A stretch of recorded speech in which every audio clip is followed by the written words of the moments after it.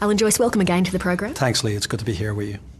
The question I'm sure passengers would like me to ask you is, what does a substantial loss like this mean for them? Will it make any difference to people who fly Qantas? No, it won't. I mean, we're still investing very much for the future in Qantas. We're spending $1.9 billion for new aircraft this year and next year. We've gotten the fleet down to the lowest age it's been in some time, 8.3 years of age. We're investing in new lounges, new entertainment system. So that investment is a very important part of the turnaround that we're planning for the international and the domestic business. Is it going to force you to have fewer flights or anything of that nature, more packed flights? No, with these results, I think the results were interesting in that there's one part of the business that's underperformed, that's Qantas International, which resulted in a loss of $450 million. But there were three parts of the business that had record results. Qantas Domestic was better than last year despite 3 months of industrial action. It compensated with high fuel costs. Jetstar had record results, and Qantas Frequent Flyer had record results. So our business compared to the aviation industry around the world is pretty healthy. We're one of the few airlines in the world that's making an underlying profit, which we made of $95 million. We're one of the few airlines in the world that has an investment grade credit rating, and we're one of the airlines in the world that has the highest level of liquidity with over $3.5 billion in liquidity available. And that's allowing us to fix the part of the business that isn't underperforming Qantas International. It's a great airline still, Qantas International. It's still being flown by a lot of people around the world, and one of the few airlines that flies to every continent around the world. There's not many airlines that do that. So our network still has an amazing reach internationally. It's growing domestically. It's growing regionally. And we have a plan to fix international, and we're busily implementing that plan. A lot of people will remember the industrial action last year and the decision to shut down flights briefly. What's your internal research telling you about the impact that that's had on customer attitudes and customer loyalty? Yeah, customer loyalty for the premium Qantas brand is as strong as it's ever been. We're seeing that customer advocacy, which is people's impressions of Qantas when they fly, people's impressions of our product and our service, is at the highest levels it's ever been. And that's because of this big investment we've made. You know, the fleet being the youngest it's been since privatisation at 8.3 years of age, 12 new A380s, and the investment we're making in delivering of customer service training. The brand is as healthy as it's ever been. It's actually recovered better from the industrial action this year than it did in 2008. So we're very confident that we're in a very good position in terms of customer loyalty, in terms of customer focus, and in terms of where the brand is positioned. If that's the case, then why is it that in the Skytrax World Airline Awards, which surveyed millions of passengers worldwide, Qantas dropped from 8th to 15th on the list of the world's best airlines? And why is it also that tens of thousands of your frequent flyers took up a deal with Virgin to transfer their status across there? Well, I think one of the things that's there's plenty of surveys out there around the world in terms of different researchers that rate the airlines, and we've won with the travel agency community Best Airline of the Year again for I think the fourth or fifth year in a row. We've won other awards for being the best airline. Even Skytrax, we won the best airport lounges. So there's plenty of different information out there. So you don't accept there has been any brand damage done by what's gone on over the past year? Absolutely, we believe that our brand is healthier, and our own no damage at all. Our own internal customer advocacy shows that it's actually at the strength, its best strength it's been, the best ratings that we've ever seen. And of course, you know, for us, it's very important that we measure a whole series of dimensions about the Qantas brand. We measure the dimensions about our safety reputation. We measure dimensions about being an iconic brand, and they're back to the healthy levels they were before the action. There were a lot of customers that were disrupted by the action. There were customers that were disrupted during the 3 months of industrial action, but we put a huge effort into recovering those customers, and we have seen very good feedback for people that weren't impacted by it, and we did the right thing by all of those customers. I cannot say, in terms of the corporate market and where we stand, we published in the results today that we have 84% of the corporate market here in Australia. What we're seeing is that we had a massive retention of our existing corporate business. Over 177 corporate accounts renewed. We had 48 new corporate accounts signed up, 9 of which came back from the competition. They tried the competition, didn't like it, wasn't the right product, wasn't the right network, and have come back to Qantas, and we lost 3 during this year of industrial action. Well, how and much maintaining 84% of the corporate market market is an indication that the business market still is staying with Qantas, and that market is very solidly loyal to Qantas. Can I ask how substantially have you had to cut your prices to keep that corporate section of the market? Well, we haven't actually. You know, we've been not at all. We've been very competitive in price out there because the capacity's been added, but we don't undercut our competition in terms of what we're offering for the premium traffic. We very much regard Qantas as a premium product with a better network, with better service, with better lounges, and as a result we do charge a premium for that. And what we're doing is very much pointing out the benefits of people coming to Qantas.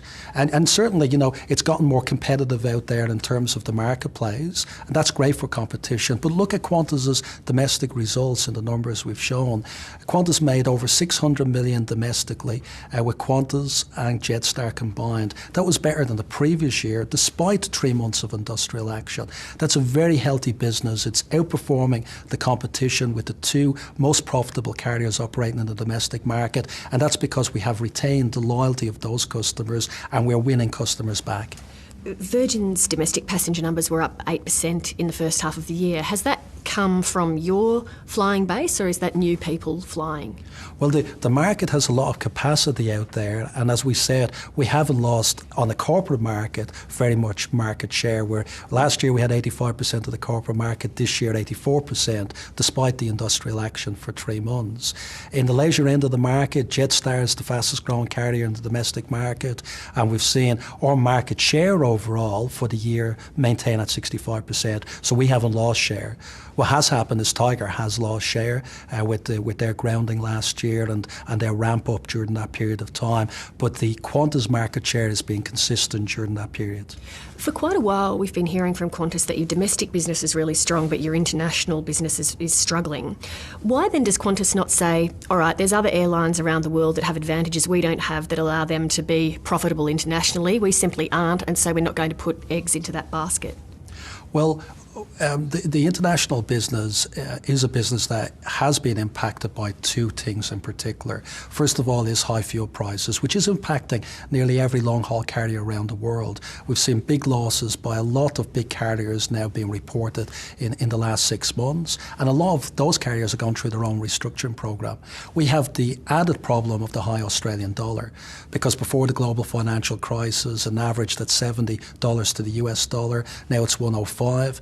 And most of our competitors are competing in US dollars, so that's a 50% increase in our cost base. So for us, we do have those challenges, but we've only asked ever for a level playing field, the ability to be able to compete, and we know that we can make our business efficient enough to compete against the best in the world. We're not scared of competition, and we believe that Qantas is a great airline internationally, and having the right levels of efficiency, the right level of cost base, we can get that business back into profits, and we have committed to getting that business back into profits over the next 3 years. But isn't the problem that these challenges you're facing, that the high dollar, the global downturn, the high fuel prices, nobody expects those things to resolve in the short term. In fact, they could be things that are here to stay for quite a while.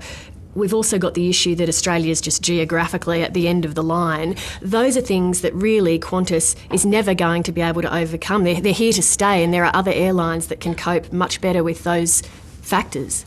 Well, we've said that we have a comprehensive plan to make sure that Qantas does adapt to the current market situations, the high fuel price and the high Australian dollar, and we have to adapt to that. But I'm just wondering why. Why do you want to stay and expand in that area of the market when you do have these really difficult challenges, yet you've got this domestic market that works really well for you? Well, we do believe that the international business is a key part of what we do. And the why? International business, it does link to domestic, it does link to frequent flyer. Those business do need a strong international operation. And we do believe that there's no silver bullet to fix international. It means a lot of hard work. We've outlined our 4-pillar strategy last year. We're busily implementing that strategy. We've announced a huge amount of transformation, closing down heavy maintenance base, catering centres to make that business efficient, doing new deals with new partners around the world, like American Airlines to Dallas, which is going very well, LAN to South North America.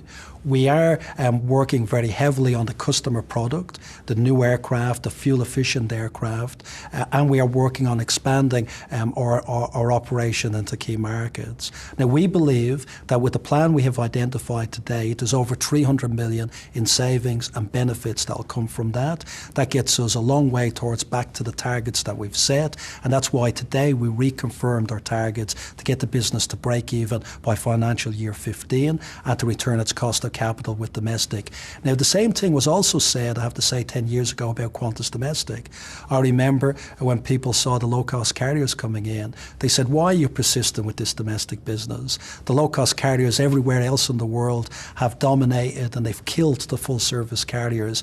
Qantas is going to be dead domestically within 10 years. 10 years later, our low-cost competitor has changed its strategy on its head. It's walked away, the only market in the world where the low-cost carriers walked away from its strategy into a full-service strategy because it couldn't compete against Qantas. Qantas is the most profitable carrier operating domestically. It's growing by over 5% every year. It's investing heavily in new lounges, new product, new entertainment.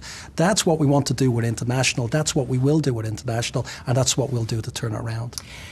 But if I book a Qantas flight somewhere in the world and I discover I fly to a certain point and then I change flights, then all of a sudden I'm on an Emirates flight or some other flight, doesn't that dilute your brand? And why then do I just not want to look around at all the different airlines coming in and out of Australia from the start and fly with somebody else right out of Sydney? Well, first of all, no airline flies everywhere around the world. Qantas is unique. I think a handful of airlines that fly to every continent. We have South America, North America, South Africa, Asia, Europe, and of course Australia. So we're one of the few airlines that do that. But we know we have to work with partners. Every airline does. And we have 1,000 destinations served by our existing partner network. And actually that's the way it's always been. You know, people talk about the nostalgia of Qantas. Well, Qantas in 1935 was at the forefront of creating alliances. We went to Imperial Airlines and started a flight to London, and we only carried the passengers to Singapore. So this is always the way aviation has been. It won't change. But what's important with Qantas is that we have the best network worldwide for Australians. We have the best network domestically for Australians. We have the best network in the regional network. And the reason why people keep on travelling with us is because we give that wide range across the board, and we have the best frequent flyer scheme that keep people loyal. It keeps on growing by 2,000 members every day, and it's now 8.6 million members. Nearly one in every 2 households in Australia is a member of it. That's why people want to travel with us, and that's why we are doing so well in the frequent flyer business and in the domestic business. The Transport Workers Union says that there are 19 separate industrial agreements up for renegotiation that have the potential to disrupt Qantas operations. Do passengers need to be worried about further inconvenience? Well, we have a huge amount of agreements that are coming up all the time, and we work through the vast majority of those and continue to work through them. I think there's 54 agreements with 14 different unions, and nearly every other month is one agreement that we do. And I think that sounds like a lot of potential for disruption. No, it isn't. But a lot of businesses are like this, and a lot of businesses have to work through them.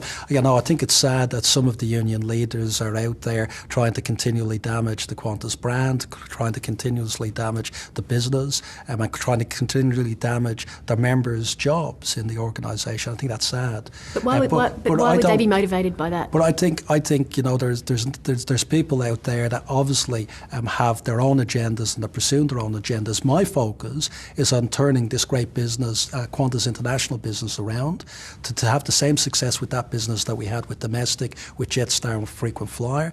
And we won't be distracted by the noises that some of people out there, the armchair drivers, will make. Our focus is on delivering on what's sensible for our employees, our customers and our shareholders. Alan Joyce, thank you very much. Thanks, Lee.